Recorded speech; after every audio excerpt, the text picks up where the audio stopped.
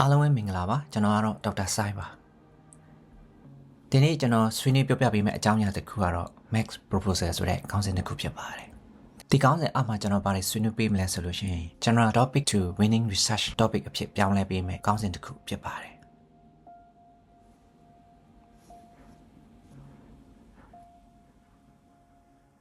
အရင်အတွေ့အကြုံရဆိုလို့ရှိရင်ကျွန်တော် thesis ပေါင်းများစွာကို supervise လုပ်ခဲ့ပြီးဖူးပါတယ်ကျောင်းသားတော်များများရဲ့ proposal ပထမ draft ကိုကြည့်လိုက်မယ်ဆိုလို့ရှိရင်ခေါင်းစဉ်ကျေပြန့်လွန်းခြင်းဖြစ်ပါတယ်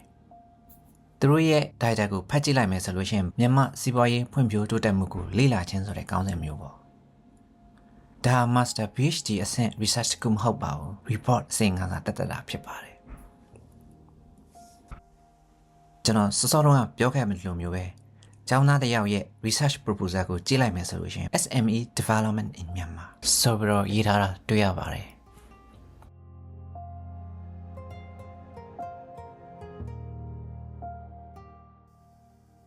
ဒီကောင်းစဉ်ကတာမန်ကောင်းစဉ်တစ်ခုပဲဖြစ်ပါတယ် analyze လုပ်ကြည့်လိုက်မယ်ဆိုလို့ရှိရင်ဘာ problem မှမပါတယ်လို့ method လည်းမပါပါဘူး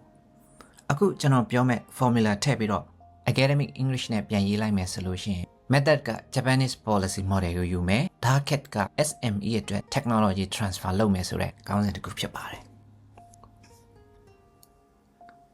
စောတုန်းကခေါင်းစဉ်ကိုကျွန်တော်ကဘယ်လိုပြောင်းလဲရေးလိုက်လဲဆိုလို့ရှိရင် enhancing technology transfer to Myanmar SME through FDI linkages and analysis of Japan industrial policy model ဆိုပြီးတော့ကျွန်တော်ပြင်လိုက်ပါတယ်ဒီတိုက်တာရဲ့ခေါင်းစဉ်ကိုမြင်လိုက်တာနဲ့တွေ့ရကွာခြားချက်ကဘာတွေ့ရမလဲဆိုလို့ရှိရင် number 1ကနည်းပညာလွဲပြောင်းမှုကိုမြင့်တင်မယ်ဆိုတဲ့ target တစ်ခုကိုကျွန်တော်တွေ့ရပါလိမ့်မယ်နောက်တစ်ခုကတော့ methodology ဆိုတဲ့ Japan model ကိုလေ့လာမယ်ဆိုတဲ့ method ကိုတွေ့ရတဲ့အတွက်ကြောင့်ဒီလိုခေါင်းစဉ်မျိုးမြင်မှာ researcher တယောက်ရေးတယ်ဆိုတာကို professor တွေကယုံကြည်မှာဖြစ်ပါတယ်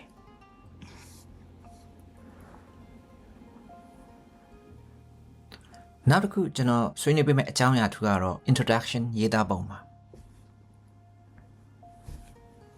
ကျောင်းသားအများစုက I love Japan technology ဆိုပြီးကိုယ့်ရဲ့ passion ခံစားချက်တွေကိုပဲရေးတတ်ကြတယ်အဲ့ဒီ sentence တွေကိုဖြတ်လိုက်ပါအဲ့ဒီအစားကျွန်တော်တို့ဘာတွေရေးနိုင်လဲဆိုလို့ရှိရင်ခုရဲ့လက်ရှိအခြေအနေနဲ့ research gap လိုအပ်ချက်ကို economics တယောက်အနေနဲ့သုံးသပ်ပြရမှာမယ် Myanmar is currently transition from an agrarian to an industrial economy. However, while foreign direct investment FDI inflows have increased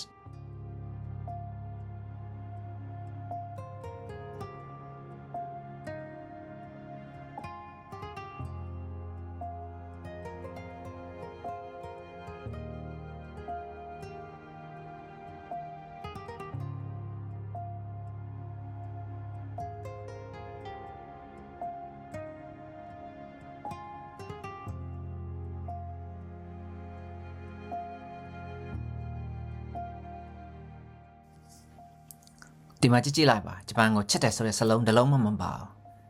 transitional from agrarian to industrial ဆိုတဲ့ context ကိုတိစောက်ထားတယ်ပြီးတော့ lack of spillover effect ဆိုပြီးတော့ specific program cap ကိုလက်တွေ့ကြကြတင်ပြတာတွေ့ရပါလိမ့်မယ် researcher တယောက်ရဲ့အတိက main solution က research gap ကိုဖြည့်ပေးဖို့ပါပဲ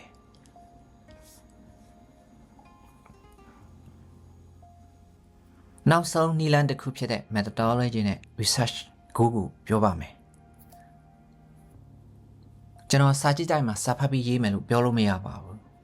ဒီမှာရေးထားတယ်လို့ပဲ comparative analysis ကိုသုံးမယ်ဂျပန်ရဲ့စစ်ဘေးခေတ်ကိုလေ့လာပြီးတော့မြန်မာပြည်အတွက် policy ပြန်ရေးပေးမယ်ဒါဆိုလို့ရှိရင် professor ကတင့်ကိုကျောင်းသားအနေနဲ့မဟုတ်ပဲ junior college တယောက်အနေနဲ့လက်ခံဖို့ဝန်မလေးတော့ပါဘူး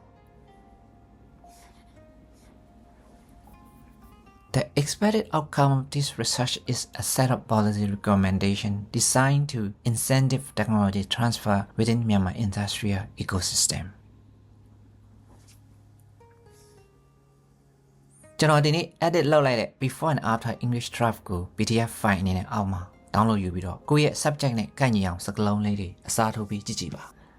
Research proposal ဆိုတာကတော့ perfect ဖြစ်စရာမလိုပါဘူး logic flow ကိုမှန်ကန်နေဖို့လိုအပ်ပါတယ်နောက်ပိုင်းကျွန်တော်တင်ပြမဲ့ဗီဒီယိုတွေမှာအဓိကရေးသားထားတဲ့အချက်လက်တွေကို software နဲ့ citation ဘယ်လိုကူးကားရမလဲဆိုတဲ့ဟာကိုဆက်ပြီးတော့ပြောပြပေးသွားမှာဖြစ်ပါတယ်